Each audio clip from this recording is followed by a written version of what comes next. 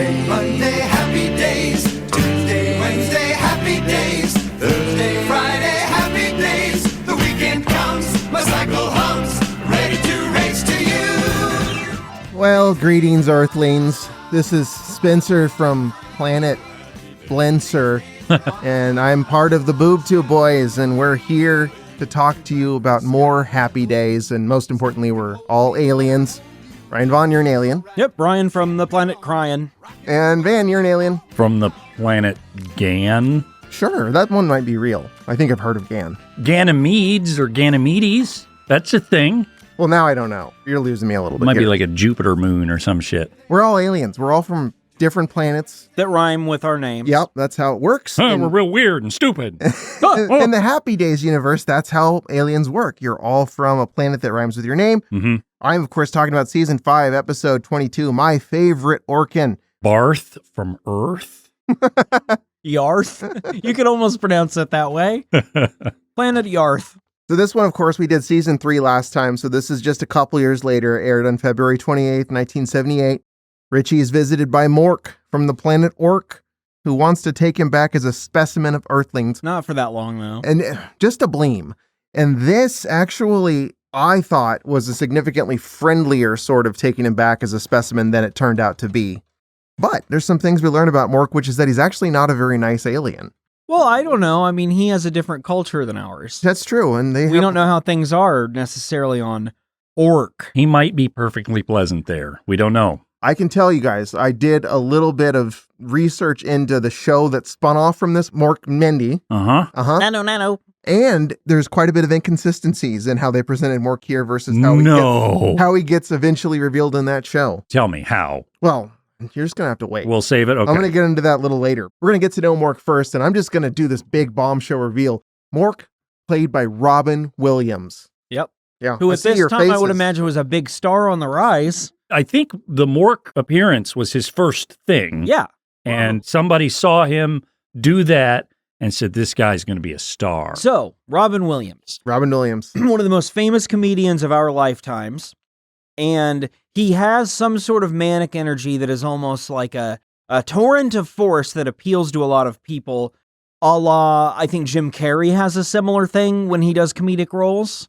Maybe not to that extent, because this might be more limited. But it's similar. But these are not comedic styles that have ever really appealed to me, personally. I agree 100%. I do not find Robin Williams' comedic act to be in the slightest bit redeeming at all. His particular riz is not for me. I think he can be funny. Sure. But I don't like this stuff. I won't say that Robin Williams was not talented. I just didn't. Oh, certainly not. The way he made his name for what he does, it's like he's on a bunch of amphetamines and he just runs around and vomit of the mouth. And sure, that's cool that he was able to think so fast and do all that, but it does not make me laugh ever. And a lot of his early stuff relies on being able to do racially insensitive impersonations. Yeah. And impersonations that don't really sound like anything except for him on coke. He's one of the celebrities that you can easily imagine. And another person that I've had no trouble imagining on coke is Stephen King and some of his weirder books, but he's got that sort of energy. What if a refrigerator did it?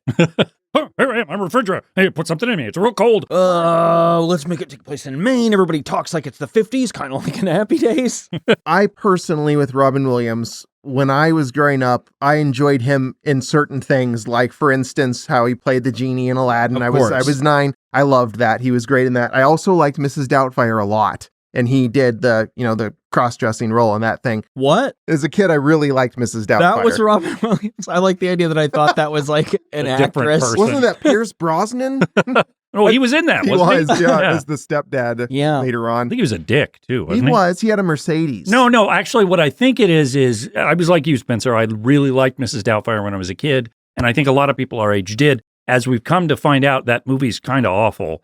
I think the movement now of people who've rewatched it is that Pierce Brosnan's character was totally in the right and was actually a pretty nice guy, but because the perspective of the movie was on Robin Williams and as that he's been wrong somehow, even though he hasn't, that he's the hero. Well, that is fine, and I do think you're right. When you actually analyze Mrs. Doubtfire... When you sit down and you say, I want to know what this is about. For dramatic intent, I do think...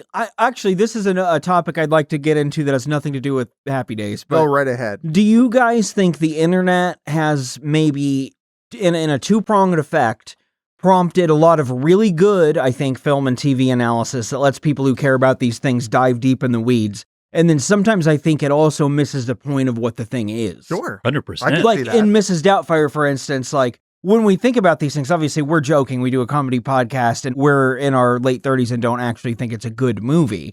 But I think on the internet, you see a lot of people diving into this and being like, well, this might be like a misogynist take, or maybe Robin Williams shouldn't be doing this. And it's like, yes, that's true, but it's a stupid movie. Like from the conceit of the movie, you're like, why would you think you would need to take that seriously? Right, true. You know from the ads that it's Robin Williams running around with huge boobs going, oh, I'm on fire. I put a pie on my face. At that point, for me, I'm out on moral judgments for whatever's going on in this thing. A little bit, yeah. I can get behind that sentiment, yeah. I think the biggest problem, of course, with modern, I guess, deconstruction of stuff is that people react to things with an agenda that doesn't need an agenda. For example, the new Star Wars show, The Acolyte, is supposed to come out, and as with all Disney Star Wars shows, I'm sure it's fine, probably not that great, but it's going to be a 6 out of 10 affair. But a lot of people have like downvoted the trailer on YouTube because of its woke agenda, and there's a lot of that. But there's also this side of people that are somewhat reasonable about it who are mad because when the show was announced, a lot of people thought it was going to be a show about the Sith acolyte from ages ago. It's not. It's about the High Republic and Jedi and whatever. So they're mad about that. And it's like, well, they never said that. This, meanwhile, is an entertainment property that they have not seen. Yes. At all. And they're already downvoting the trailer and starting movements to say it's going to be bad. And I think that part of fandom is the worst. And that, not just fandom, but reactions. That's the worst thing. Honestly, people getting a little too serious about a movie like Mrs. Doubtfire is kind of funny anyway. Sure. But people doing fan army stuff is among the most disturbing things. It's also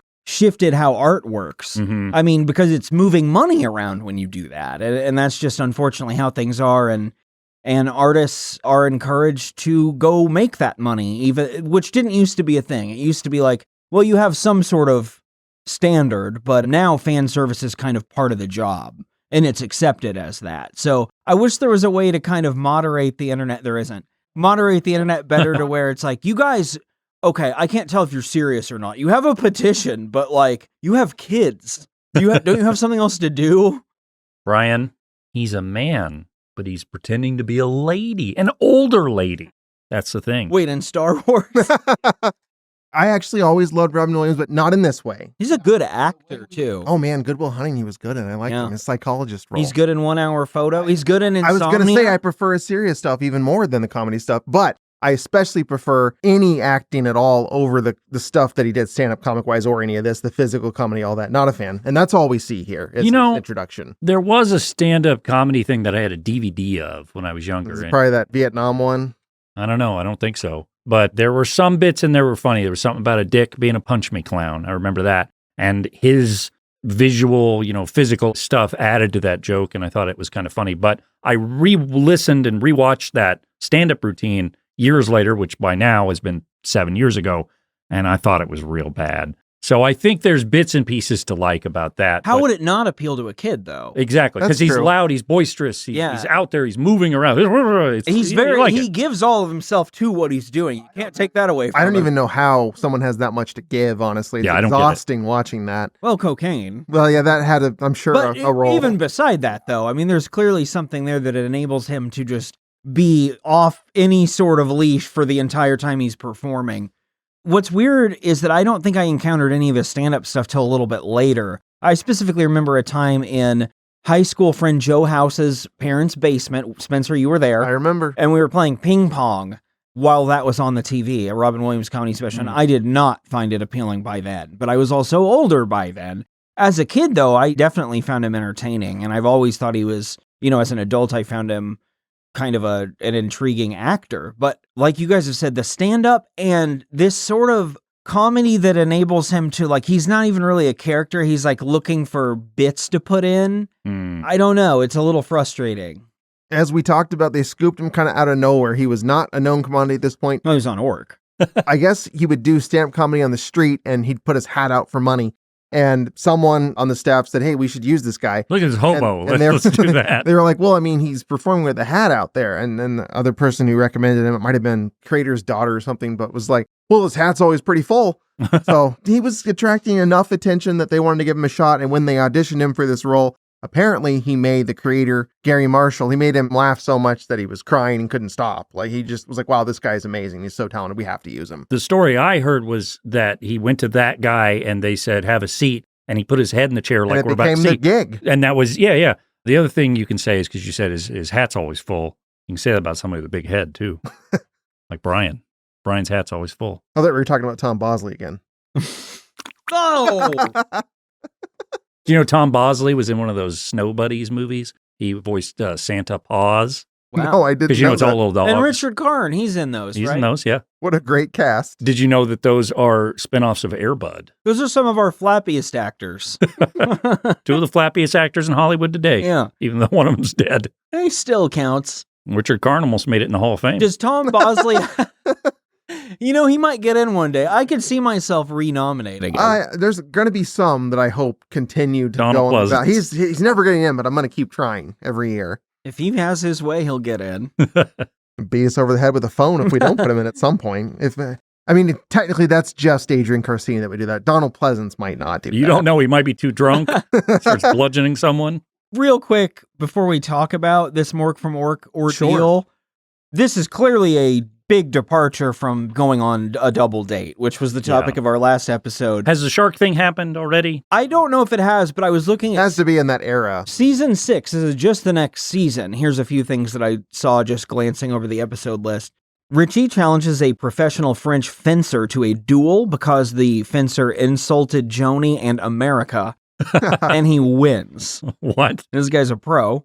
Mork comes back again. So Mork's on this a couple times. FONZ is thought dead in a 2-part episode that begins with an explosion and comes back full circle the second episode to FONZ Tom Sawyering at his own funeral. And then I'll just read this whole one because this appeals to me a lot. The FONZ makes an appearance on popular dance show National Sock Hop to accuse the host, Skip Oliver, of stealing Leather Tuscadero's new song Moonlight Love from her audition tape and then giving it to the not-so-hot rock band Freddie and the Red Hots to jumpstart their stalled career. Leather Tuscadero? Yeah, she's a recurring character that Fonzie is into and maybe is engaged to, and she breaks his heart. I might not be remembering that right. There's also her sister, Pinky Tuscadero. Pinky, I know they tried to force her on him at one point, and they wanted that to be the one for him, and it just didn't work, so they wrote her off the show. Apparently, that was supposed to be the girl who... Maybe that's who I'm thinking kept of. Fonzie from his womanizing thing, and it just didn't happen. You can't do that. I know the actress said, personally, she couldn't get along with the cast because, I don't know how this worked with his dyslexia, but Henry Winkler was a Yale graduate somehow, so he's an Ivy Leaguer, and she just didn't feel a connection with him because that's not how she grew up at all. She wasn't pampered and educated, and that wasn't her style of life. If she wanted to use the jukebox, she had to put money in it. And she didn't have it. She grew up poor. So she didn't like him, and they were like, let's get rid of Pinky. You know what? That is shitty of Henry Winkler then. If he came up rich and all that, and he's punching a jukebox to play songs, pay your money. Pay your fair share, Henry Go Winkler. spend a bleem on Ork. Which would have, a dime? Was it a dime back then for jukeboxes? Sure. That's a lot of money for the 50s. Yeah, that's like $50. You could probably see a freak show for that. Where did they have these freak shows, do you think, in the 50s? I think just wherever. Just anywhere you might go? I know certainly before that, it was like Barnum was out there with Bailey saying, look at this chicken with a beak. And then they put an extra beak on it. Is that what that movie about that with Hugh Jackman is like, you think? Does he have freaks in it? Oh, I bet he does. Like a chicken with two beaks. I've not seen it because I don't want to. Let's get my favorite Orkin underway here. Yeah, let's and do pretty that. soon we'll get Robin Williams' appearance. It doesn't take long in this episode. Is he your favorite Orkin, guys? I've only met the one. Well, I like the Orkin man who had the 8-pound. Wait, no, that's the. I'm thinking of the 8-pound Ork XL, the vacuum cleaner. Orkin was the pest service, right? Yeah. Orkin took care of a previous job I had, and I would be opening at this job, and the Orkin man would come in there and regale me with tales of insects. And would his finger do stuff? God, I couldn't 100% tell what he was saying. Oh. So this episode, once again, as you probably could guess, this episode opens at Arthur's.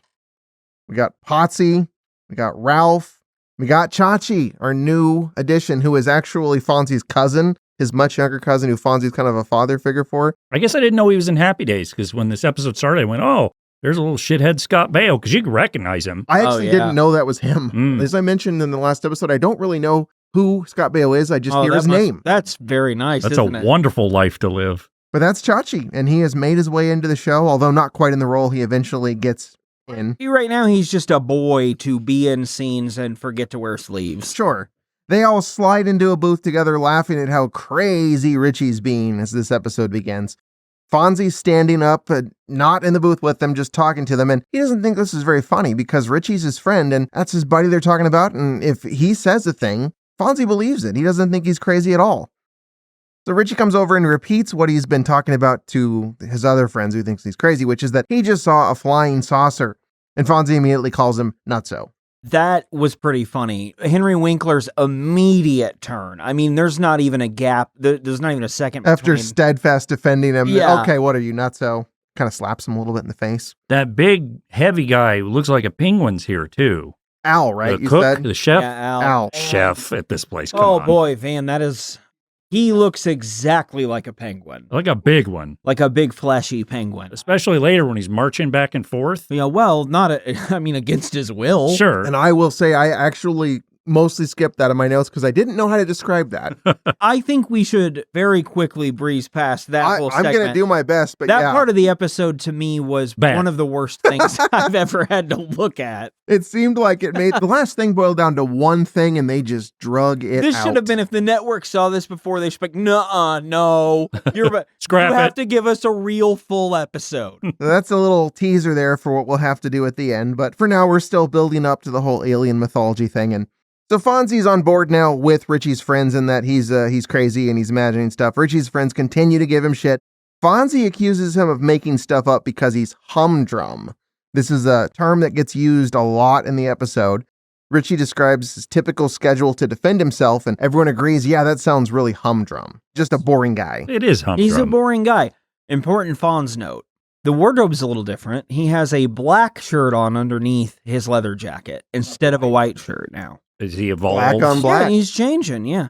And, I mean, this is a series-long question for our podcast, and he was mentioned when we talked about it, but we have to address it now that we're covering Happy Days. Can the FONZ, Henry Winkler, pull off a leather jacket? Somehow, yes. We all still agree. It's funny when you see the version of Henry Winkler that Van was referencing that's true, because when you look at that guy, you would not think so. But yeah, when in his younger years, or when he was a mere 35 or whatever, he really somehow makes it work. The charismatic nature of his, something about him really enables him to pull it off. I mean, he's a handsome guy too, sure. but it's on top of that. So the question then becomes, can he pull off a diaper? We don't know. No, I don't. I'd have to see it. I don't think I'm so. not ready to say no like He's you. no Bakula. I need to see it first. And I'll tell you what, I haven't looked, and I don't think there is, but there could be a late series episode of Happy Days where the FONZ has to turn into an ape. Or a diaper. Yeah. Or turn into a diaper. Or a baby is what I meant to say. Quit shitting on me, baby. So I'm going to ask you guys the real hard question here, which is, can Tom Bosley pull off a diaper? I'm sure he wears them. I'm sure he has to pull them off of his body to put a new one on. So we've established Ritchie's humdrum and crazy. There's a flying saucer. Let's go back to the Cunningham house, since that's the other set that the show wants to do. Ritchie is now returning home by himself. No one's there. The house is empty. He's got a note from his mother, Marion, explaining that Howard's made everyone go to the movies before the prices change and left him a cold fish plate. That's gross. It's so disgusting. Yeah. You just left fish Just out? sitting out in the table, not even refrigerated. Yeah, this is a real psycho scene whenever he walks in. It seems like he gets home, and first off, he's narrating it like a fucking weirdo. I was just going to say, don't you guys often get home and talk out loud to yourself about what you're doing? I talk out loud to myself a lot, but it's never to tell myself what I'm doing. It's usually just stray whatever or sing-songy stuff to my cat. Instead, Ritchie's saying what he's doing as he goes around the room and telling us, oh, there's cold fish here. And for some reason, the TV's on an old Western, and it's turned up to the highest volume setting that he has to scream over it to talk to himself. So he's wearing a Letterman jacket here, too. Are they still supposed to be in high school? Yeah. They're all supposed to still be that age, because he's clearly a man. They haven't advanced in time yet, I don't think, because our guest character, I believe I have him in my notes down as a guy named Mork. He mentions it toward the end of the episode that it's 1950. So I think we're still supposed to believe time is in the same place, but everyone's older. So Ritchie picks up his cold fish plate. He settles on the couch with that soggy fish and chips. Also, again, that couch is gross looking. It's gross. Same hideous couch. Nasty Cunningham couch. In front of the family TV, like Brian talked about, which is turned up very loud and is on some shitty old Western, probably Gunsmoke or something. No, I think he's about to see Grandma steal a bunch of stuff. Could be Rawhide. He remarks aloud to himself, narrates it all the whole time and says, maybe I am humdrum. In the middle of his wallowing about how humdrum he is, there's a pretty aggressive knock on the door. Ritchie instructs the knocker, go ahead and come in. That is, who does that ever in history? Only in the 50s. And I hinted at this last episode, but he should not have done that. No, for several reasons. It's a mistake right away. Because in steps a small alien wearing an all red, I'm doing my best to describe You're really jumping to conclusions. An all red jumper, complete with a space helmet, space gloves, and space boots. There's a Squid Game type triangle on little him. Silver triangles. Those apparently were leftover costumes from Star Trek, and they just added extra triangles to it or something, from what I read. And the studio audience, by the way, someone there finds this spacesuit costume to be the funniest thing they've ever seen. I even put that in my notes. The studio audience is instantly enraptured at this, and they don't know who this guy is, I wouldn't think. And it's like a distinct voice, like hooting and cheering when they see the spaceman. Maybe it's somebody else from Ork. In the audience. In the audience watching. Oh, I got tickets to see our boy Mork play. Yeah, you don't see that many Orkin actors, especially back then. Speaking of tickets, I went and saw Shrek the Musical recently. How's that? Yeah, I'd love to get a full report on that. Are there any Orkins in that? Not in that. Is Shrek from Ork? I think he's from the swamp, Brian. I'm not sure. He says, "This is my swamp," and then he eats an onion. It wasn't bad. It was fine. It had to be bad. It was fine. It was a traveling group, and I respect the people that do that. Well, here's the thing: the guy who played Shrek, I think, Mike Myers, was really. That's all he's got left. What is he doing? Well, yeah. What else is that guy sitting on his money? Yeah. So the guy who played Shrek had, I think, a true commitment to the role. And I debated this with Katie because I don't think he had like a fake belly. I think that was his belly, and it overhang his belly. And he did it for the role because he was a big guy. When people ask him how dedicated he is, he says, "I'm green to the spleen, man." Yeah, it was fine. It was a musical. I don't like musicals, but it was all right. Yeah. So what was their angle on it? You just Shrek the movie. It was they the just plot did of Shrek, the first movie, but made into a musical, and like it was kind of fun to see the set designs and the costumes. And I guess you don't have to deal with some of the stuff from the movie, like the pop culture, like they're not gonna play a song for 5 straight minutes, right? Well, I mean, it's a musical. But you're seeing that live performed. That's better. Yeah, you're seeing singers sing and dance and all that stuff. No, that's a good point. If I was going to watch a musical, I think it would be better live. Yes. I would say I'm not going to watch a video of a musical. I 100% think that it's like a whole different experience. I agree. And I respect everybody who did it. They're artsy kids who are living their dream, and great. I respect the Shrek actor. Yeah, he was really living that dream. He's the fucking front man. Front man. Yeah. For Shrek. The donkey of the Shrek guy. band. Yeah. Donkey would be the bass player. The donkey guy was really committed to sounding and acting like Eddie Murphy. And for sure, he did a good enough job. I did have a problem with his costume because it was just like a gray hoodie and then a tail. And then that was What if he got confused and came to work as the wrong Eddie Murphy character? Like he was all the clumps. Or the nutty professor. Wait, that is the clumps, right? Yeah. I don't know. It's all the same The thing. Golden Child. I love that movie. There was a nice... I liked it when I was a kid. It was like one of those things that was probably on TBS or something. Mm-hmm. Yeah. Beverly Hills Cop 5 or whatever. Shrek the Musical. We're talking about more. Shrek the Musical, yep. So the alien offers a strange alien greeting. I almost did a clip of it, but I didn't. It's something like that. You got to go up, though, because for some reason he's doing a high-pitched... Do you think they adjusted his voice? No, I think he did that. That's him. That's him. I don't know why, but I think he did that. He made that choice. He said, no one will believe me down here as an alien, but if I'm up here, they'll believe it. To be fair, I'm doing more of what he would later do more of. The lower... frantic noise making. Considering how he sounds in this, he actually did have like a pretty low speaking voice compared to how he sounds in this episode. I just didn't. It sounded like they tweaked it, but it's live, and it makes sense because he got older too. Well, you kind of find out over time your voice really does sound older and deeper. Not mine, but some people. I'm glad you offered that caveat. The Ritchie pays it no mind because he's pretty sure that's just Ralph Mouth doing an Alvin and the Chipmunks imitation. Like, oh, some stupid thing came in the house? Probably just Ralph Mouth. It's red, too. Next question for you specifically, Van, since you're on record as not being the biggest fan of Ralph Mouth. Would you rather have Mork from Ork come into your house uninvited or Ralph Mouth?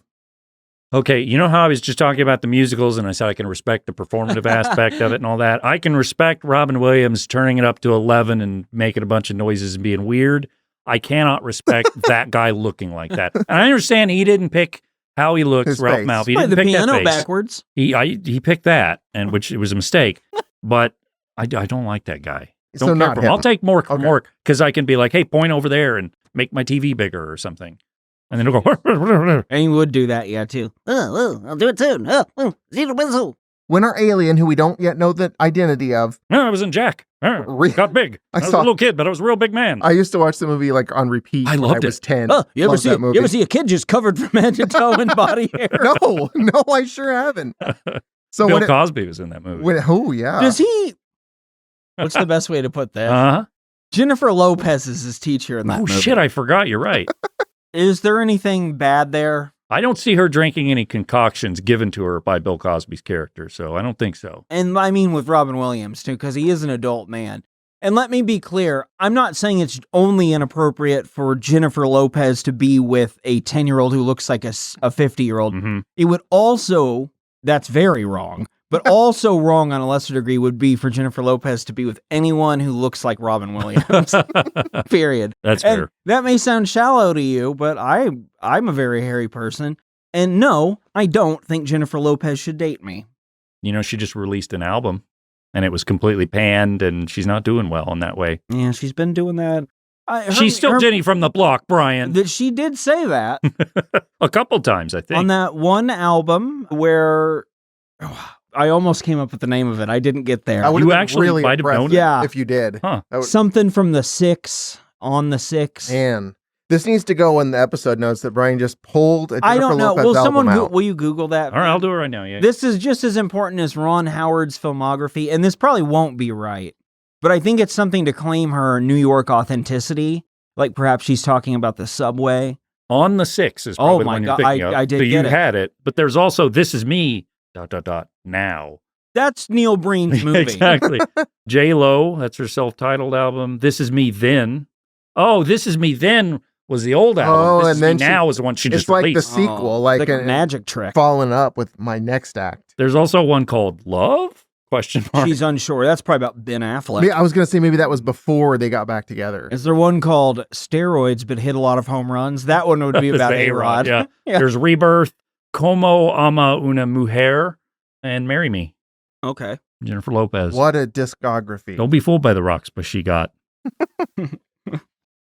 So when it becomes clear Richie's not going to turn to Mork, the alien reaches out his hand and we learn that he can do tricks with his finger, starting with shorting out the TV with a spark and smoke coming out the back of it. If Robin Williams came to my house and broke my TV, I'd be mad. Yeah, He'd come in that's and fair. fix it or make it bigger, but if he breaks it, Well, that's later. See, because he can do a lot of things with that finger, but initially, Oh, boy. Ritchie is actually quite startled to see that his guest has shorted out his TV, and he finally turns, and much to his surprise, that's not Ralph Mouth. That's Robin Williams. It's Monk. It's Monk? Monk? It's Tony Tony Shalhoub? Shalhoub? No, that was in Frasier when we talked about Frasier. It's Mork from Ork himself, and we as the audience are about to be properly introduced. Mork greets Ritchie with a simple, good evening, Earthling, although he doesn't say it like that at all. Hey, you want to do that or no? No, I don't think I will. Brian? I don't remember how he said that one. Well, just how use you your think. imagination. Good evening, Earthling. He's kind of doing that sort of thing at the beginning. He does slip more into the, Earthling. that kind of staccato talking. A lot of clicks and whistles and noises he makes. He was clearly just given carte blanche, like, just, do whatever you want. We'll need to pad a lot of this episode. I think a good way of describing his in-between words sort of noises is R2-D2 light. That's fair. Sure. Only R2-D2 is likable. And actually a robot, and Right. those sounds aren't made by a human mouth. I guess on Ork, they are part robots. Well, we do find out more about their admittedly progressive breakdown of gender and how that's thought of. Oh, that's one of the things that doesn't hold up. I wouldn't imagine once they got their own sitcom that everyone would look androgynous. No, right? Yeah, I would imagine Mindy. They didn't want to look the same as Robin Williams, so they were like, let's not. Mindy's do that. not an alien. Mindy's a human. She's helping him be human. Oh, I didn't know that. That's okay. Yeah, she knows. You're a bit of a consultant. We can go to at Mork and Mindy. No, but I did watch like 10 minutes of the very first episode of Mork and Mindy. And there's also a guy called the Conductor. And there's a music store and a grandma. She's with the conductor. See, I actually assumed Mindy was the girl that Mork references having in this. I thought that was like that's probably Cork. That's Rhonda from Melmac. Or what's the show called? Mork and Mindy. Mork and Mindy. I remember my mom mentioning watching it, like when it was airing. I watched a few. When it showed on Nick at Night or something about it was very repellent to me, and I didn't want to look at it. And I would later think Robin Williams was kind of entertaining as a kid, but it wasn't in this. I feel like we know for sure what the spinoff from Happy Days we would be most interested in is, and it's not Mork and Mindy. It's not Ralph Malph and Scott Baio say shitty things. It's not that either. No, it's not Joni Loves Chachi. No, it's definitely Laverne and Shirley. Laverne and Mork. And I would maybe settle for Bosley Boys. Sure. Ritchie's pretty threatened initially, but he does calm down when he realizes Mork is seemingly friendly. Mork takes this time to remove his helmet and explains it's really just on to keep the rain off his head. It's not actually serving any other purpose. Mork asks if he's Ritchie Cunningham. Ritchie confirms that he is, and the two share whatever Mork's alien version of a handshake is. Something with like there's a gap in your fingers and you push it against each other. Yeah, you do like the Vulcan V like and the stick Star your Trek fingers thing, together. Yeah, where it's like you're plugging it into each other's hand. Scissor. It's right around here that Ritchie finally shuts the goddamn front door because Mork didn't close it, and that bothers me. Know how that cold Milwaukee air. Was he raised in a orc barn? Maybe. I wonder if they have barns on Ork. Probably. Do you guys know Hank Aaron is in this show on an episode? He really does. Guest star later. He was mentioned last episode. Tom Hanks too. Or no, wait, he's mentioned this episode. Wait, right Tom now Hanks? he's about to get mentioned. So thinking that this is way too huge of a development to keep to himself, Ritchie immediately suggests, hey, well, do you want to go over to Arnold's with me so I can show you to everyone and tell you that I was right about the flying saucer? And Mork is very quickly adamantly against that idea. He doesn't want to leave. Ritchie doesn't press the issue. So instead, he settles on asking a series of hard-hitting interview questions for his Ritchie wants to be a journalist. That's important information for context. That did seem to be the case here, but I had no context on that. Yeah, just in case you guys didn't know, he's not just randomly saying, I must interview you. But with Happy Days, you don't really know because this is a show that presents an alien called Mork from Ork.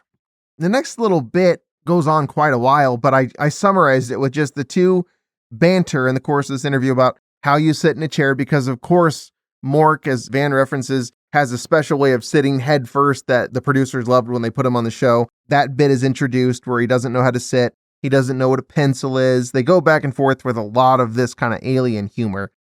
Fish out of water comedy is all it really is. He saw a chair and he said, I know what this is. And he put his head in it. And that's not something people do, guys. No. Did you know that? People don't sit in chairs like that. I tell you what, he really goes for it, though. He really does shove his head down. I don't know that you want to push your head in that dirty Cunningham furniture. Yeah, that's just a receptacle of Bosley farts. Big, gray, heavy farts. Stinks real bad in there. It's the 50s. You know, he's just eating blocks of sausage. Yeah, it's just meat and maybe potatoes. That's all they eat. Well, and fish. And of course, the house smells like fish because it's been sitting out all day. And Bosley farts. Bosley fish farts. Oh. So Ritchie asks what Mork is actually doing on Earth. And Mork explains... Mork explains just very calmly that he's here to gather specimens for assembling on Ork. For some reason, Ritchie is not at all bothered by this and just wonders aloud what kind of important people Mork is after. And his first thought is, the president? And then quickly is like, well, no, this is Milwaukee. That doesn't make any sense. Are you here for Henry Aaron? By the way, Mork knows who that is. He doesn't seem to know much else, but Robin Williams gets a chance to do like a little... like a crowd noise. Yeah, he does the crack of a crack of the bat. Yeah, and then was this such joke a Robin written Williams for thing. him to do that? Yes, I absolutely. think so too. I really wish that Mork did meet Dwight Eisenhower because I would love to see that interaction. Yeah. As the president at the time, right? He's the 50s. He seems like he would be in Milwaukee. Like I don't know. What else is he doing? That He's got a stodgy Milwaukee guy. type face. He does. I'm building the federal highway system. The D stands for David. I look like an aging baby. So I actually, for a second, was bothered by that because I think of Hank Aaron more as when he was breaking the record in the 70s, Me too. more in the Happy Days era. And I was thinking, like, are they not realizing that doesn't work for a 50s show? But of course, Hank Aaron was already well I established. wonder if they ever in the talk about 50s. Eddie Matthews. Oh, no, he doesn't get any attention. One of the most underrated players ever, maybe. Yeah. Really good. I also don't think that this white, suburban, middle class, or maybe upper class family will give a shit about Hank Aaron in the 50s. I think they would be like, maybe they can take Hank Aaron and we can replace him with, some white guy whose name is like Roy Finkel or something like that. Maybe he doesn't strike out Well, but this he is doesn't why I'm home kind of runs. surprised Eddie Matthews isn't the guy. He was the That's white true. star on True. the team versus Hank Aaron. That's what makes me believe that current era that they were actually Was when they filmed it impacting had how a they- huge, yeah. because then you Good wouldn't have point. talked about him as much at that time period because he was still up and coming. He was good, but he was still up and coming. And of course, the Cunninghams and all this area will be shattered when the Braves move to Atlanta in the I'll next bet. decade. They It's should gonna have be a done an problem. episode on that. Too busy Whole with stuff like season. this, though. There's also a bit when Ritchie was interviewing Mork here where he says, like, For the Times, I believe. exactly. He said, "You're Mork for Mork." And Ritchie goes, "Ever been to New York?" Like it was a real funny joke. And I did Doesn't appreciate, Robin Williams' face actually was pretty good there. Stone-faced him. He was stone-faced, which is the same reaction I had while watching this episode Yeah, me for the too. entirety of But it. this is the kind of stuff Robin Williams is good at. He kind of understands how to do the little human reactions, which is, I think, maybe why it can be maddening that he won't let up on the shtick. Right, yeah. By the way, Mork says Hank Aaron is just way too famous for what they're doing. They would have to trade in all of their people to get Hank Aaron. So no, they actually need someone who's incredibly average. Humdrum, even. Ritchie realizes that he's exactly the specimen Mork is looking for. Is there a human GM who trades with the Orkins? Because this makes it sound like that. Like, well, if we get Hank Aaron, we have to give you all these Orkins. It's Farhan Zaidi or whatever his name is for the Dodgers He now. just took the job. He's like, well, I don't want to go against the humans. I am one. So by this nature, by the way, they say, Hank Aaron's worth too much. We'd have to trade too many Orkins for Uh-huh. them. Does that mean that there are actual values to humans? Like, Hank Aaron's worth so much. Maybe if you get a lesser celebrity, then they're worth less. Dwight Well, in the Eisenhower. 50s, they Like Dwight definitely Eisenhower. did think that. Well, that's true. It seems like now they still think that. They being, of course, most people. If they had Robert Young or whatever from Father Knows Best, he'd be worth a lot. He's too. worth a lot. And this is such a pivotal moment in the episode here where we learn that Ritchie is a specimen that Mork is looking for, that we cut to a commercial break right in the middle of their conversation. And when we return, Ritchie is in the middle of pleading his case not to be chosen. Can't imagine watching this live and having to sit through a commercial, Oh, not the knowing what would suspense. happen. Well, I mean, the copy that we had, where did you guys watch this episode? I watched the one that Brian... So did you see the Yeah, I commercial? watched it live on TV, so I was getting ads. Oh, like sure, you guys sure. must have as well, right? We Yeah, got yeah. some ads. Yeah, so I mean, the first thing I saw has cost me sleep for weeks. What was this? There was a commercial for Carl Reiner's animated show? Yeah, and you said animated, Van. Well, it's like CGI? whenever you go bowling and you It's get like a the strike, yeah. it looked like that. But it's like if you animated Carl Reiner in 1999, it is fucking gross to look at. I rewound to watch I this. did too. Like, what the fuck am I looking at? I didn't rewind, but I absolutely did not skip them. I'm going to sit here and actually watch these commercials, and I did. And I think they were from TV Land Yeah, in they the were. 2000s or something. I guess that was one of the channels that it got put into rerun territory in. So Yeah, and however I got this, it still had the commercials in it. So this episode was 4 minutes longer. 4 of the best minutes that I saw. it was worth it. Well, the other commercial here, there were more later, was a Rat Pack CD. Yeah, and that commercial Okay, goes that on was for fascinating. 45 minutes. It's long. I kind of want to get that. Really? I want to get it and watch Frank Sinatra and whoever those other two guys Well, are. I know Sammy Davis Jr. I don't know what the other white flappy guy is. Dean Martin. That's Dean Martin? I have a reaction to that whole thing. Is that in your territory of being sad? No, this is in my anger territory. Them being presented as cool makes me want to throw up. I don't know what it is. Maybe it's because I am a guy who likes music and plays it, and the idea of singing like this in a suit, It just is not anything to me. I'm sure that means a lot to a lot of people, but this infomercial's presentation of like, do you want to know what it's like to be one of the wild swinging woman hitting Rat Pack?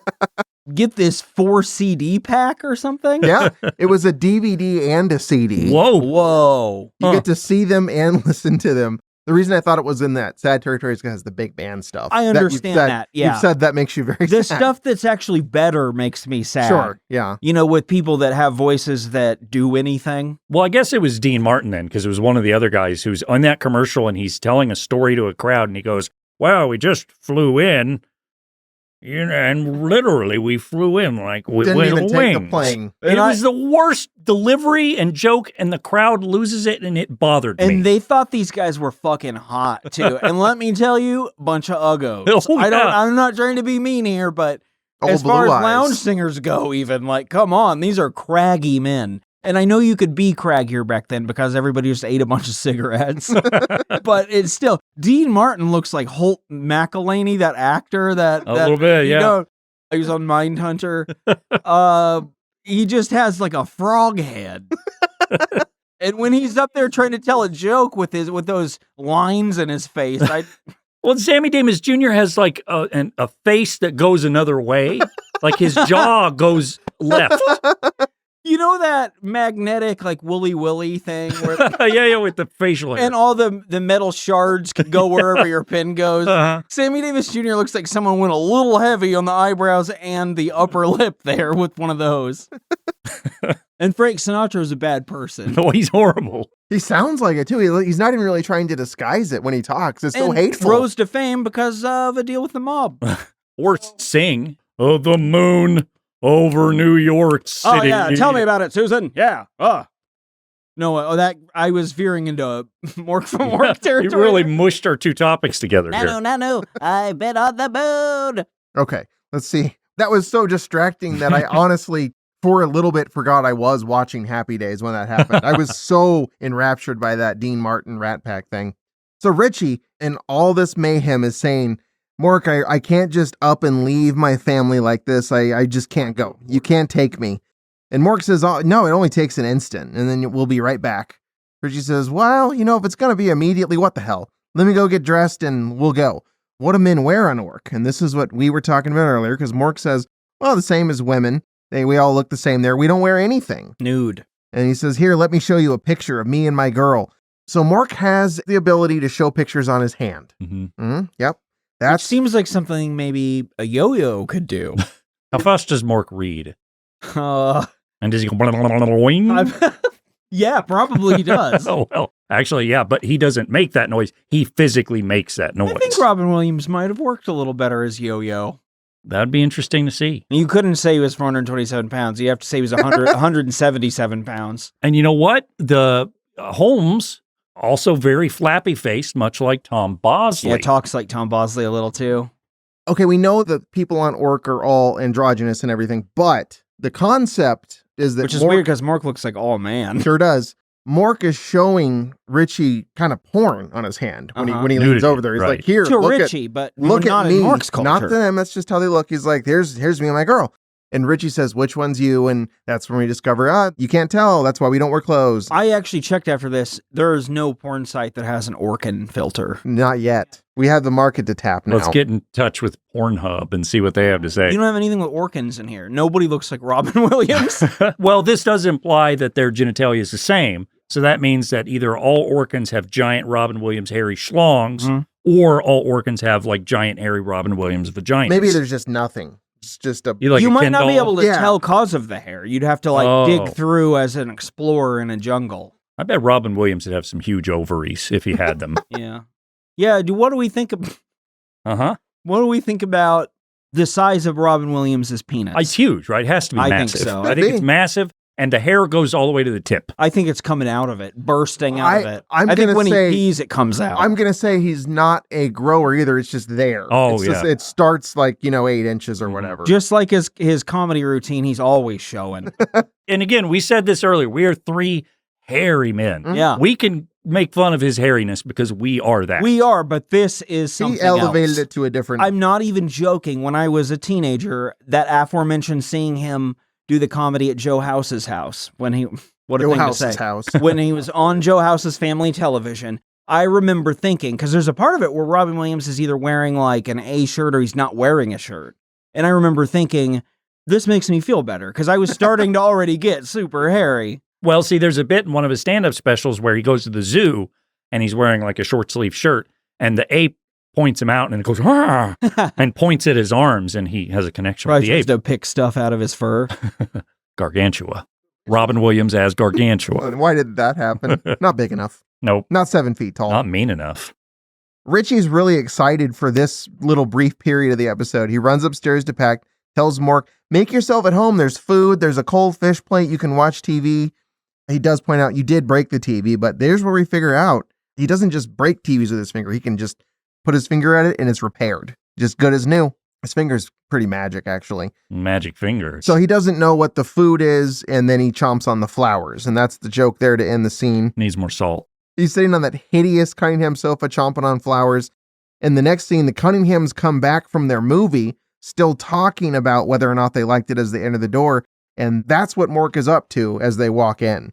They just stumble in on him in the living room. He actually seems pretty happy to see him initially. He's kind of cheerful. They're kind of cheerful. It's a pretty happy moment for everyone. Here's my question, though. Why did the audience applaud and cheer when the family comes in? They love them. I think they were probably mostly cheering for Tom Bosley. That's That kind I of what can I get was behind. mentioning before. Every character gets this reaction despite the fact that, like, who cares about these guys? And I don't mean it's like, I mean cheering and applauding. And hooting. ovation. Yeah, it's absurd. I don't know. I don't get it. Like, be quiet, audience. We need to know what Mork has to say. Give that a rest, audience. In these two episodes, it's interesting how they only use the other Cunninghams as a unit. Yeah. They bring them in together. They're like, here they are. They don't ever have their own times to shine or Let's anything. have the whole supporting cast come in and react to stuff and then leave. That's exactly. Yeah, it's such a limited thing. I don't know if Howard ever does. Like, are there episodes about Howard that you remember where he gets some serious time? Something caught in his flappy there may jaw. be, but I don't remember them. I mean, I can't imagine it'd be like modern TV where there's like an arc where Sure. Howard realizes he's still searching for meaning in his empty life at the hardware store. I know there's apparently a few episodes about Marion where she rebels from being a housewife or something and goes and does stuff. And Joni has a rebellious phase, tries to join a biker gang, stuff like that. Fonzie talks her out of it. I think Marion tries to do belly dancing to turn Howard on at one point. That's pretty hot. That is hot. Mhm. Which part? A little column A, little column B. So initially, this is a perfectly happy greeting between Alien and Cunningham family, but the more that they talk, the more suspicious everyone becomes because Mork's being really fucking weird. Yeah. And honestly, by the time Ritchie comes back downstairs, Howard seems like he's kind of losing his shit a little bit. And he's like, who the fuck is this weird guy that you brought into our house? The sense that I got was that they thought he was one of Ritchie's like music friends or something, right? Like a band person. They thought he was college age too because they explain away his uniform thing as a fraternity prank or something. They're not really baffled until Mork does he's forgotten how to sit again and he shoves his face again into the which is a Bosley huge fart problem for Howard in particular. He's like, you can't fucking do that. That's where I fart. And when he pulls his head up, Mork offers a seal laugh, which is sort of how he believes humans laugh. And I think that's when Howard calls up and says, Ritchie, get down here and get this out of here. Well, yeah, what have you done? What have you subjected us to? What hath you wrought upon my family? If only we can get a Tom Bosley line like that, where he just does some Shakespeare.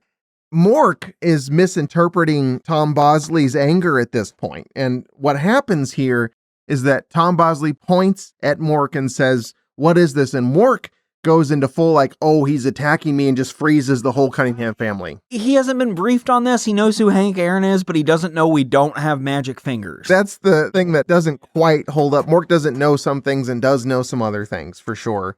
But he freezes the whole family except for Ritchie. And honestly, Ritchie's not that bothered by it. He's kind of like, are they okay? And Mork says, yeah, they'll be fine. The effects wear off. And he's like, okay, well, I'm just going to go back some sandwiches so that we can go Ritchie, on our trip. hurry up. You tell someone you're just going to be gone for a second, let me go get a bunch of stuff and make sandwiches real fast. I'm just going to vacuum. There's a quick joke here where Mork says, do you have the Earth delicacy bologna? Pack some for fuel. That's a joke. Bologna is fuel for our bodies. Ritchie asks, how long does this take anyway?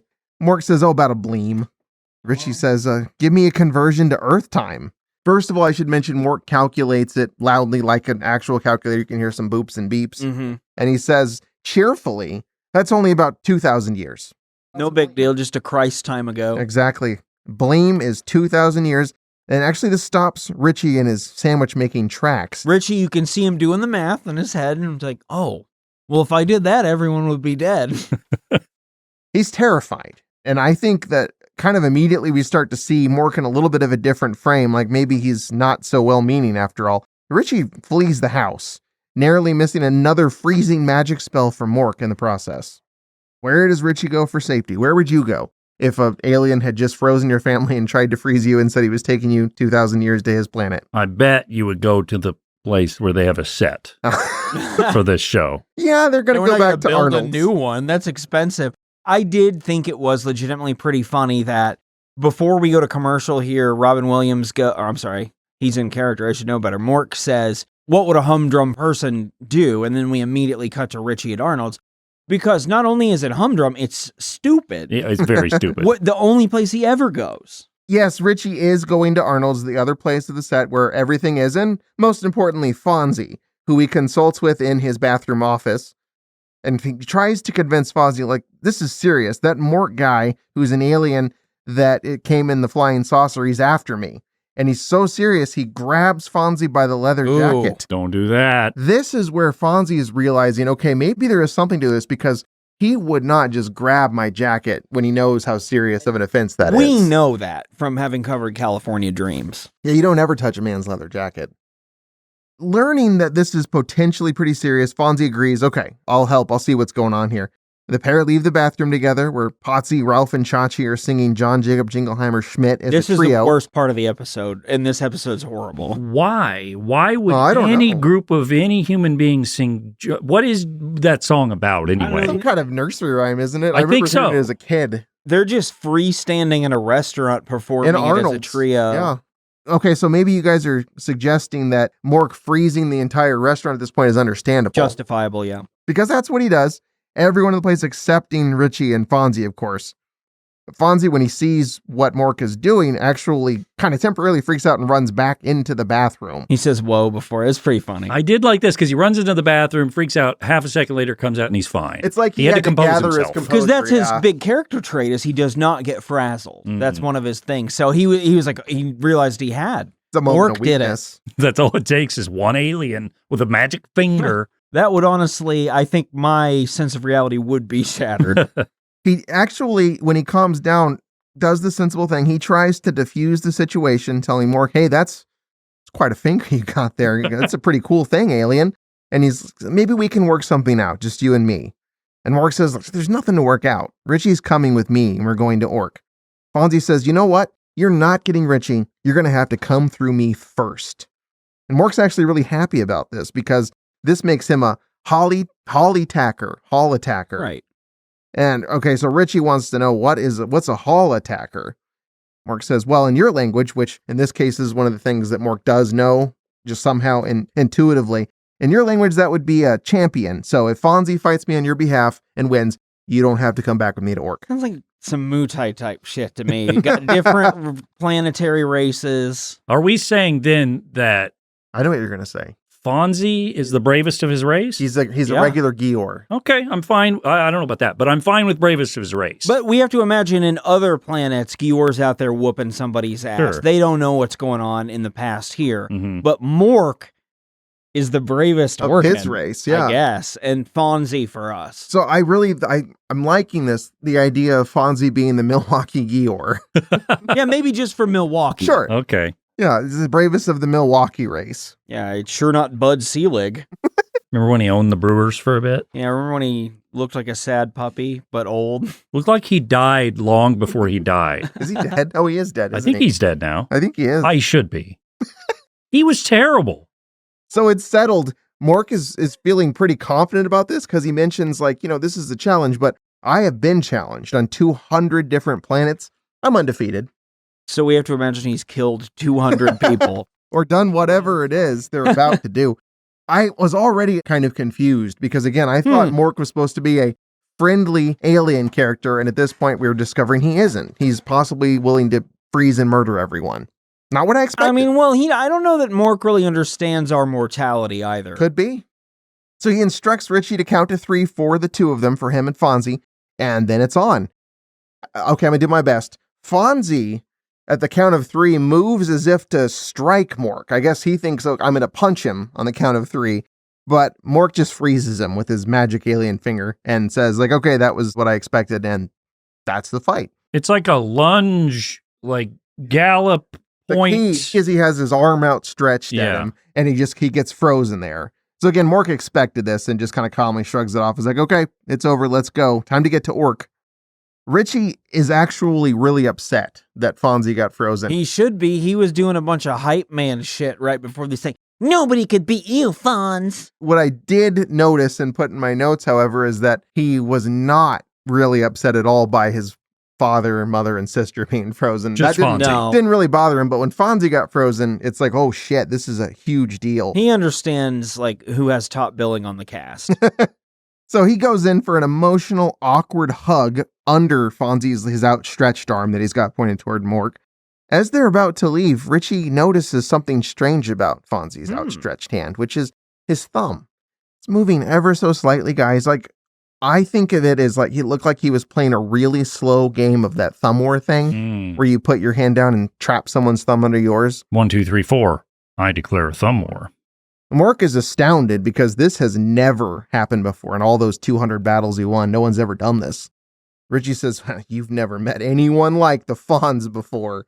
Bucko. That's right. He does throw it. And that, I think, really had it hit home for Mork. He was like, fuck. I was taken aback. I was like, Ritchie, wash your mouth out with 50 soap. Did you say the Bunko Squad? The Bunko Squad. Oh, The Bunko Squad. Somehow I forgot about that. Slowly, Fonzie wriggles his whole body around until he's completely unfrozen. And then he's got a really, I thought, kind of a surprisingly insightful comment to make. I left the audience in there afterwards because they loved that. Rapturous. Well, I labeled that clip, "Hey," with raucous applause. Yeah, that's exactly right. FONZ is back, everyone. Somehow, he's impervious to Mork's freezing abilities. You know the Elton John song, "The Bitch is Back"? It's wrong. It's the FONZ is back. So my theory on this, to make the science work, Okay. Please tell. I'm happy about is that this. the FONZ's preternatural ability to be cool, first and foremost, was there. But when Ritchie hugs him, the power of love seeped into It did that. seem that they were suggesting that Ritchie somehow brought him back to life. Okay. And that gave FONZ the power he needed to give Mork a thumbs up, which in this fight means he won. He's not done fighting. So actually, even Mork is pleased at this. He has a huge smile on his Robin Williams face, and he gleefully shouts, "At last, a worthy opponent." Well, this is just like when we all went to see Dune 2 together. Yeah. And it's kind of like the Fade Ralpha scene whenever he's like, give me real competition. He finally realizes I've got a challenge here. Another alien, just like Mork. Mork, who is not in Dune. He was in the background. You just missed the scene. He's a mentat. He's a sandworm. Here I am. Turning somebody's face. Oh, get on my back. So with Zendaya, what are you doing over there? I'm over here. Zendaya's over there. I'm Zendaya. I'm Timothy Chalamet. This is what he'd be doing if he was... Yeah, you're not wrong at all, which is why this is so ridiculous. The more outlandish you get, it's like, yeah, now you're really starting to get in Robin Williams' wheelhouse. Oh, guy over here thinks he's the Mod Doob. Kwisatz Haderach. So with Mork realizing that Fonzie's going to go after him for another round, the two cross swords again. Only this time, Fonzie fights fire with fire and blocks Mork's finger attack with his thumb. For the audience's benefit, Spencer is very succinctly describing all this. This goes on for 30, 40 minutes. Yeah, and I actually It's an debated eternity. even doing what I have done, but honestly, yeah, each one of these sentences I'm doing is like 5 minutes of runtime. So Mork has no choice but to yield when he realizes the power of Fonzie's coolness. Because that's the power of Fonzie's coolness. And the alien wants to make this a full-on competition now because he feels properly challenged. And he's like, all right, let's find out who's really more powerful. We're going to kind of just summarize this very briefly, even though it's a lot of stuff. Mostly what happens is a series of things that Mork says, all right, I'm going to do this. Let's see if you can. starting with the jukebox. He can turn it on with his finger because that's what he uses for everything. Fonzie can turn it off with his head first, and then, he puts his back to it and starts elbowing it. So Mork keeps turning it on. Fonzie keeps turning it off. We've got a little bit of a standoff here, right? That's a draw, as Ritchie says. This is all what I was talking about when I said a network executive should step in and say, this doesn't count. Yeah, stop that. You deliver to us a full episode of real TV that you can watch. So Ritchie is observing this all the while and taking notes for that front page story that just like we all had to. True. Ritchie was our proxy. He was the Bootu Boys' very specific audience surrogate.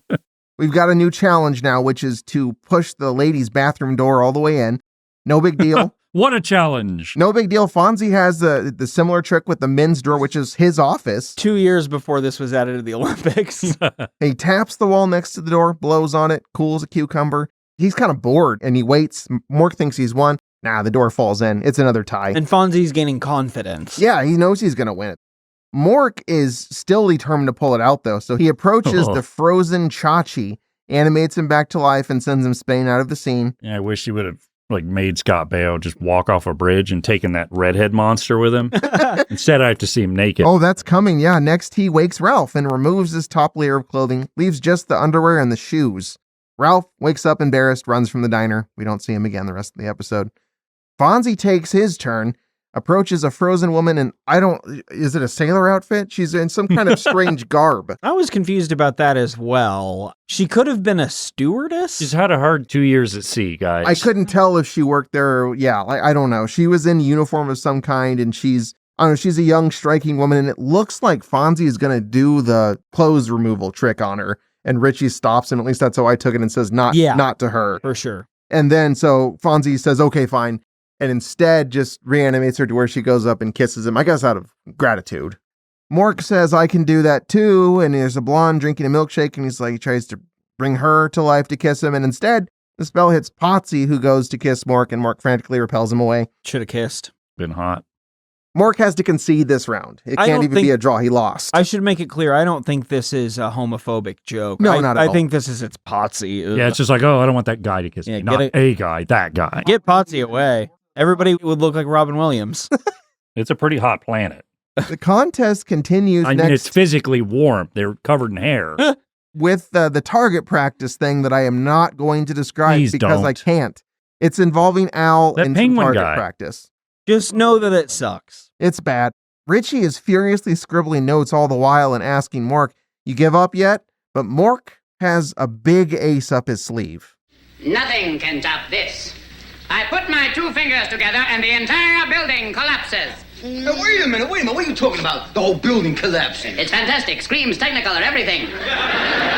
What about the people in the building? Wrecks them pretty bad. Kills a few, too. Well, you're in here, too, you know. I'm protected by a stellar force field. Watch. See? It's a good example of what we've been getting from Mork this entire time right there. So anyway, the stakes are obviously uncomfortably high at this point, even though Mork is still talking about it pretty cheerfully. And Fonzie intervenes and says, okay, fine, you win, although he's too cool to lose, so he can't say it. Ritchie has to say it for him. I like the way Henry Winkler does that line. He goes like, you...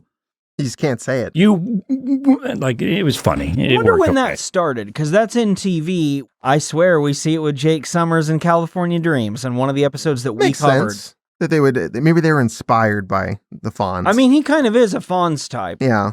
In intent, anyway. Ritchie, glum and exasperated, agrees, fine, we don't want anyone to die, so I will go peacefully. But Mork has had an immediate change of heart after all this and says, nope, not necessary. This is the best fight I've had in 20 bleems, which we know is 20 times 2,000. Now, this is Mork from Mork we're talking about here, right? Not a different Mork? Nope. This is the only Mork that I know personally. Huh. It's pretty impressive. In fact, the only reason that he even won at all is because Ritchie's champion cared so much about his earthly friends. This impresses Mork because they don't have that kind of warmth on Ork guys. When they tried it, they had population growth. Too many people were born because when they were that warm, they were fucking, I guess. But they do have physical warmth because, again, it's a hot place. A lot of hair. We've established Well, you got to that. think the climate of Ork must be cold, therefore causing the Orkins to, evolve in a way that made them so hairy. Fair enough. Anyway, it appears all's well that ends well until we get a last-minute twist again, which is that Mork is so impressed with FONZ that he's going to take him back to Ork instead of Ritchie, which kind of doesn't make any sense because he said he wanted an average person, and now he's saying, well, this guy's so cool, I'm going to take him even though that's not average. He's saying we need a new champion. Yeah, I don't buy it. But I'm assuming, like because they already said, an expensive person, someone who's worth a lot. FONZ should be worth like as much as Hank Aaron. There's some contradictions in this. It's really not checking I out. don't know if I trust Mork. So the two enter a time It's Mork warp. for Mork, right? Yeah, the same. I just want to make sure. One and the same. Looks like Robin Williams, that guy. That's the one. Yeah. Okay, all right. I got it. The two enter a time warp and leave the room in slow motion together. There's a distraught Ritchie calling out after them, but there's no stopping them. Fonzie's out the door. Okay, I'm pretty sure that the whole gag here was that Robin Williams and Henry Winkler got to do, let's pretend we're in slow motion even though we're not. Well, in the audience, 3 or 4 people died from laughter. Mm-hmm. That's really funny. So the scene ends after that. And now the chicken shit ending, which is that this whole thing was just a dream sequence. And that they do that little fuzzy transition between that wasn't real. And now we're going to the reality thing happens. Ritchie thrashes in his sleep, calling out not to take FONZ. Howard shakes him awake disgustedly. And Ritchie explains the incredible dream he just had. Howard says, there was no flying saucer, Ritchie. Everyone thought they saw a flying saucer. It was just a weather balloon, which is the whole story of the Roswell incident, by the way. Yeah, thanks, the government. The family all laughs at Ritchie's stupid dream, and then they head upstairs to bed one after another like families do, and there's a knock at the door. Well, the mother does say, oh, I love the way, his imagination works. He had such a cute dream, and I gotta disagree. That was not a cute dream. It was horrible. 23 minutes of hell. There's a knock at the door. Ritchie doesn't think anything of it for some reason. He has not learned anything. Opens it innocently, only to see Robin Williams is back. Ritchie reacts in terror and screams that Mork is back to take him, but this is actually a much more human version of Robin Williams, and he's actually speaking in a southern drawl. He's talking like this. It's like Elvis back a little. Hair, and I think his Orkin accent is better. Agreed. It feels like some kind of value brand Elvis sort of thing he's going for here. Maybe this is just as someone who is from the pseudo South, Louisiana. Missouri, I find this not indicative of what that sounds like. But he's just a humble traveler looking for Highway 41. And I guess in the 50s, you could just knock on someone's door in a neighborhood to ask directions like that. It was a simpler time, Spencer. Yeah, and that's how we want that time to come back where people are banging on your door at night to ask for directions. So anyway, he's recognizing Ritchie's being kind of a weirdo. So he's like, look, I was just going to ask for directions, but since you're acting like that, I'm going to go ahead and see myself And out. he didn't say nanu, so Ritchie doesn't necessarily have any reason to think he's from Ork. No, at this point, we're thinking he just dreamed about this guy, but it turns out in real life, he's just a stranger who's lost and needs direction. So Robin Williams, without a name, leaves before Ritchie can escalate the situation any further. That seems to be the end of the episode. But we get more commercials. More commercials. You want to get into those? Yeah. We've described the first one, Van, which is my personal favorite, I think, of all the ones we had, except for maybe that horrible thing I described earlier. Well, yeah. No, this was a Twizzlers commercial where they're showing things throughout history and random people eating Twizzlers. There's a pharaoh eating a Twizzler. There's I didn't a cow eating a Twizzler. Oh, you don't know that. Ramses II was out there chomping on Twizzlers. King Tut was a big Twizzler guy. Or Twizzler kid. There was like a spaceman eating a bunch of Twizzlers. There was a lot of Twizzlers. It was great. And then the next one was something for rheumatoid arthritis. Oh, yeah. It's a medication commercial, and it felt like it could be from today. From any era, yeah. See, I actually tabbed over to finish my notes for the episode, and I heard some lady think, thank God I finally took care of my rheumatoid arthritis. Mm-hmm. Yeah, she can chop onions or something or other. And then there's a commercial for a futuristic device called a pressure cooker. Who knows if that'll ever take off in the future? Well, it comes with the Tefal Meal Solutions Guide. It's only $129.99 from Sears. That's pretty good. Deal. Has a patented steam intensifier system, from what I could tell. This commercial also has another thing we saw earlier, which is a horrible CGI image of some sort of burger that on a white backdrop. This is why that transition into 2000 was such a fascinating time. Yeah. They were trying so much with technology, and it just wasn't there. It's a lot how I still feel about a lot of applications of tech that it's like, you guys, we don't have to force it if it looks like garbage or sucks. If it sucks, we don't have to do it because it's new. The final commercial is, of course, for all of you stinky pussy havers out there. It was a Listening. Vagisil. It was Vagisil. No, I'm not judging. Your pussy stinky. That's fine. It might be a medical problem. You might just not have washed And your vagina. These ladies are at brunch deciding that this brunch would be better if their vagina smelled better. Correct. Would you eat with a stinky vagina around you? Maybe, I don't know. It depends on how bad it stinks. It But, smells yeah, like anyway. that Bosley Coldfish dinner, then we might have a problem. And that was it. Great commercials. It's just a little snapshot in time. Although not the time where we think we're getting Not snapped. Not any of them. Not the time the episode aired, not the time the episode is covering, Right. and also not the time we're in now. No. It's just a bunch of Firmly times. in the middle of all that. This was like when Quantum Leap was just showing us days and times. Yes, around Just a then. random one. So our last scene after those delightful commercials that, obviously only we saw in watching this episode is a little reveal that this version of Robin Williams, who we thought was like a cheap Elvis, actually is an alien. And he's talking to someone named Orson. And he says like, okay, mission successful. I've infiltrated Earth, blah, blah, blah. It was Mork all along. And they're sending him somewhere else. Where was it again? Like Colorado in the 70s. Oh, and he doesn't want to do To that. 1978, which is when this aired, and the joke is like, who'd want to be around then? Actually, not Mork. the joke is that he's going to the setting of Mork and Mindy. They're in Colorado in the 70s. Yeah. That's pretty It's good. another inconsistency. Mork not wanting to go there in the show. Turns out that doesn't really make any sense because he's happy to be wherever he is. Something to think about if you ever get into Mork and Mindy. Now, by the way, I read a little factoid. Let's not do that, by the way. Shall we not? Let's at least wait a bit before we do Mork and Mindy. Laverne and Shirley we might do. This That'd be awesome. little scene here was not in the original airing of Happy Days. This Really? was filmed a Really? few It felt years like later. it didn't really belong there Yeah. when I saw it. I thought it was over when he I left. kind of liked that it was a real alien, if Yeah, you're- that's better than. But So no, they the did original that ending. specifically for Mork and Mindy then. Yes, the original ending was that it was a dream, and then they did. Well, no, they may. I don't know the true narrative because they might have done it because they did want to bring Mork back for Happy Days, so they might have. And they added do that to that. the next season. They do bring him back. Yeah. So this was tacked on after the fact. Maybe after that character was a hit, which obviously, irrefutably, how could he not be, right? Mork. I think a more clever thing to do would have this be a different Orkin, because they all look like Robin Williams. Ooh, that's good. I like that. Maybe they're all named Mork. Pork from Mork, this one. No, they should. That's what they should call their pigs. A dork from Mork. Am I right? Well, that's Potsy.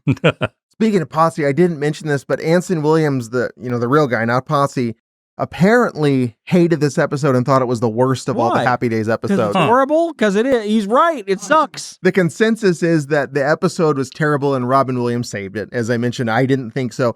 I was infuriated during this because none of it's real, and then it all turns out to be just a completely separate dream that Ritchie had, and we didn't get any kind of satisfaction or fulfillment of any kind in this episode, and it was just silly and dumb the whole way. Bingo. Yeah, I didn't like it. I didn't like any. Really, this whole show is kind of fascinating for the reasons we've discussed, that it is Fascinating. from the 70s covering the 50s, and we're watching it now.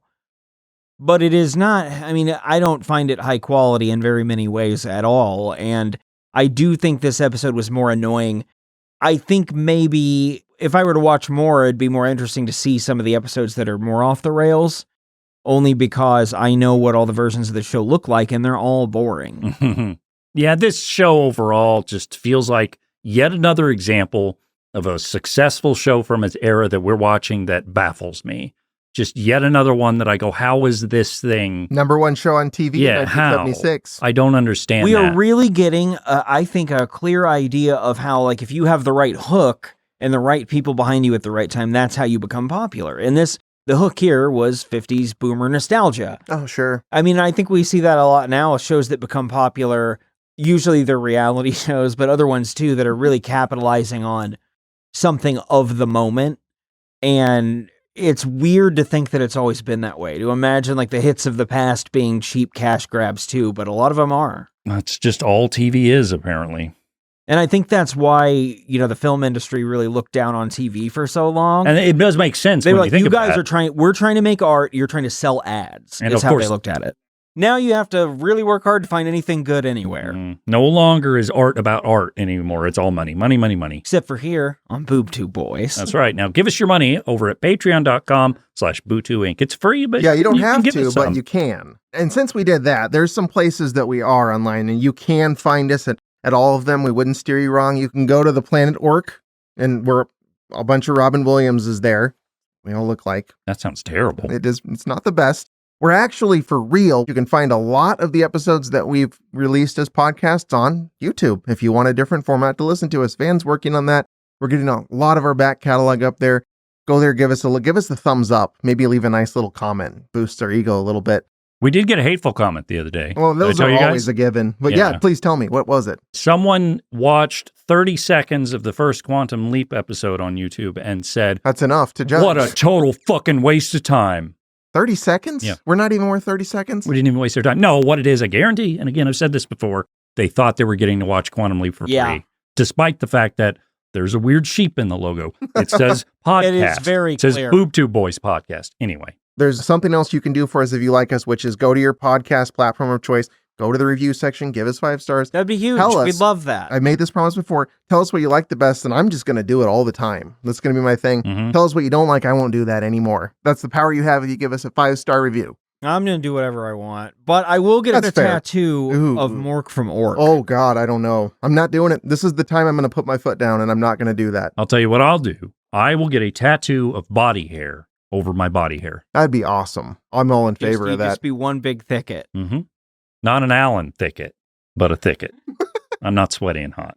We're also trying to establish a new social media presence on the interesting social media platform Blue Sky, which is kind of like our another chance at Twitter for us all. Which We're trying we to dodge the hate speech community. Yeah, and Blue Sky is Twitter from a few years ago, but seems to be moderated, which is nice. So check it out. I'm Bootu Inc. at Bootu Inc. I think it's at. I don't know. I'm not really sure. I think it is. I think you're right. We're there. Brian's there at Loud Guitar Brian. I said a thing too. Yeah, I saw you. Boy. I still haven't Blue Skyed yet, but I will. We're there. If you are for some reason using Blue Sky already, please find us. That'd be awesome. We're trying to get started on that. I won't. It's just a teaser, but it might involve a certain Aerosmith band member. What I said. It did. Before we leave Milwaukee and Cunningham's, Van, you probably are going to steer us in a different direction. Do you want to get into that? Are we going to talk about that? I think I would, because in case you're not aware, we recently elected several Bootu Boys characters to the Bootu Boys Hall of Fame. You guys were there. You know this happened. I was wearing my suit and tie. Some of the results were favorable, some not. We had Hamlin Rule. We had others. Don't look at me. I was shut out this year. It was my year. Hamlin Rule, Kathy, Rick from Thomas, Best, and Rick Thomas, the magician. The magician. Yep. Great stuff. Nobody respected Dauber, and I voted highly for Dauber. Dauber's great, but he's no Kathy. I mean, he's kind of similar. Kathy, they have the same physical force. So anyway, I decided we just finished that. I want to get my next Hall of Famer out there. Oh, someone that I want to stumping. win. Yeah, so I'm ahead of the game. Real calling your shot. And that's why we'll be covering Teenage Mutant Ninja Turtles. Oh, okay. I've been considering this so many times. Me too, but you guys, like, 1,000 times in a row, someone picked animated shows. This was the one I wanted to do 100 times, and then Spencer's like, we're doing Batman. And so I couldn't do it, but I'm doing it now. We're doing Ninja Turtles. Here's the thing, though. I think I know what one of the things has to be, because you're calling your shot on the character like this. Yeah, I sure am. We are doing something we've never done before, and that's because I'm going to reveal 3 episodes that we'll be covering of the Ninja Turtles.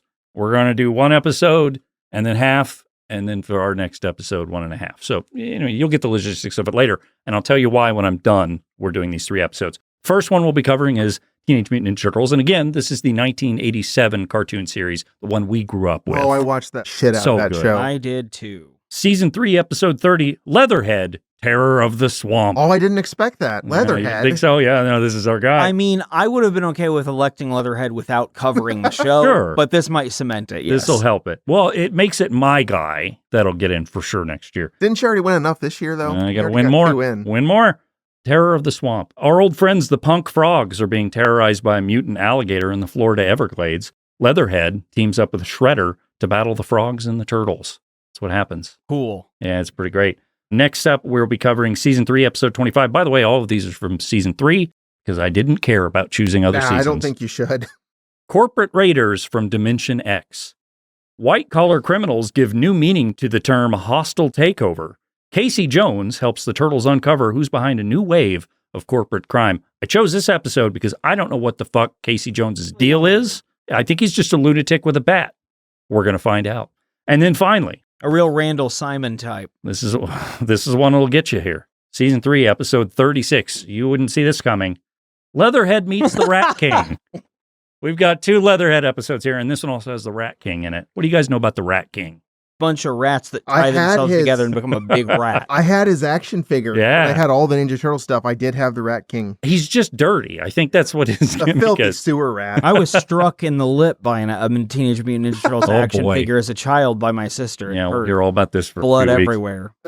Leatherhead heads to New York to get revenge on the Teenage Mutant Ninja Turtles. He runs into the Rat King instead, who has stolen a truckload of chemicals and plans to turn the citizens of New York into mindless zombies so his minions of rats can rule the city. Hey, quit doing that. I'm walking here. That's what the citizens of New York said about it. With 2 of their most insidious foes in the same sewer, the Ninja Turtles must work with April O'Neil to stop them both. I would argue they work with April all the time. Yeah, it seems to be a constant. But also Vernon is in that. Do you guys remember Vernon? Yes, now that you say it, I do. He worked at the studio with April, and he was like, on Vernon. Real pretentious. Anyway, well, his name's Ninja Vernon. Turtles. So we'll be covering, of course, Leatherhead Terror of the Swamp, plus half of Raiders from Dimension X in our first Bootu Boys episode.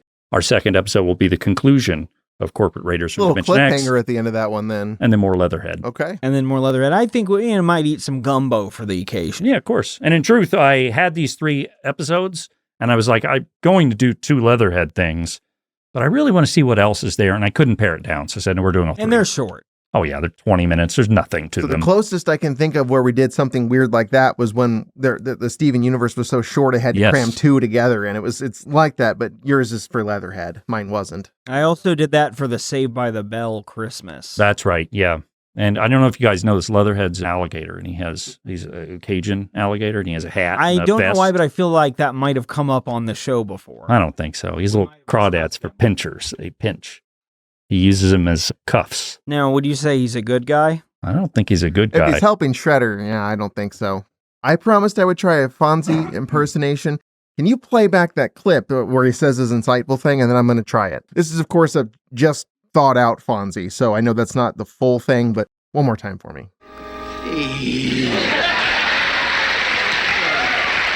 Hey.